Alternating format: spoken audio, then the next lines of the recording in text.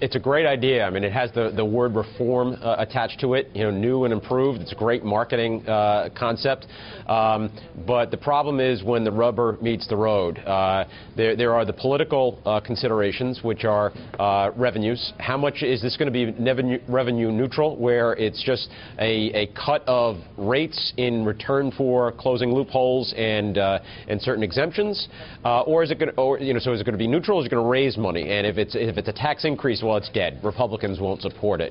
And then you get into internal politics in the Senate, whether Senate Democrats want to let the chairman of that committee run the show right now. He's up for retirement, Max Baucus, at the end of this year. He tends to be a little bit more conservative than most Democrats, and I think most Democrats may want to wait until 2015 when there's somebody who's more in line with the center of the Democratic Party to run tax reform. Does it all come down at the end of the day, Brian, to what lawmakers believe the purpose of tax reform is? I know there are many lawmakers who think it's to spur economic growth, but there are others who think it's to redistribute income, and others who think it's to make the tax code fairer, and not all of those can necessarily work hand in glove with the other.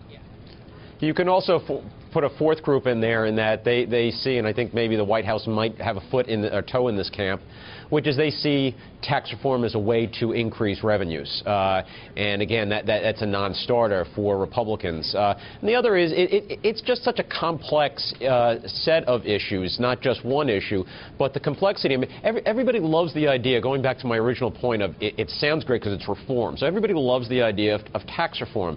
But when you get into the nitty-gritty of the winners and the losers, and yes, they're going to be winners because you lower rates, but they're going to be losers in certain industries. Energy could be a loser, healthcare could be a loser, import-export tech could be losers because they get certain protections in the tax code. Some winners could be the banking industry because they don't get any such benefits, at least directly. Let's talk about one group of potential losers in particular. We've spent a considerable amount of time over the past couple of years raising the issue of carried interest. It's a tax treatment, I got a shorthanded here, that allows hedge fund managers and private equity managers in particular to earn a whole lot more than if they had to pay the same personal tax rates as you and I do. Is there enough bipartisan agreement around that it's likely to be included in whatever tax reform proposal we see? I think the way to look at it is if there is a tax reform proposal, carried interest will probably be included.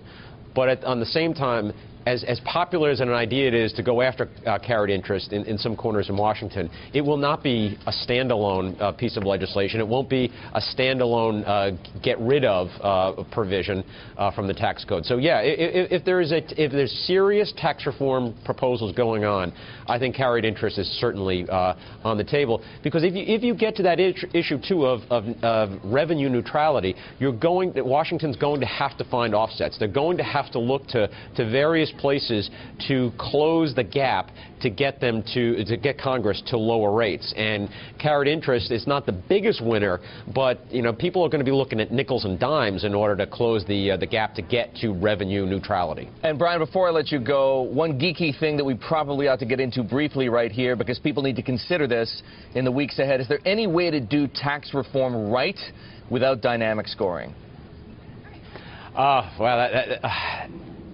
I think there are a lot of Republicans who love the idea of dynamic scoring, and I do think you can do it. I think building the model to prove it, or to have some confidence in that it will be a revenue generator in the long term based on economic growth, I think that's where the challenge is. So, I think theoretically, yes, it's possible. Practically, in the short run, I'm not sure that the model exists yet to prove that.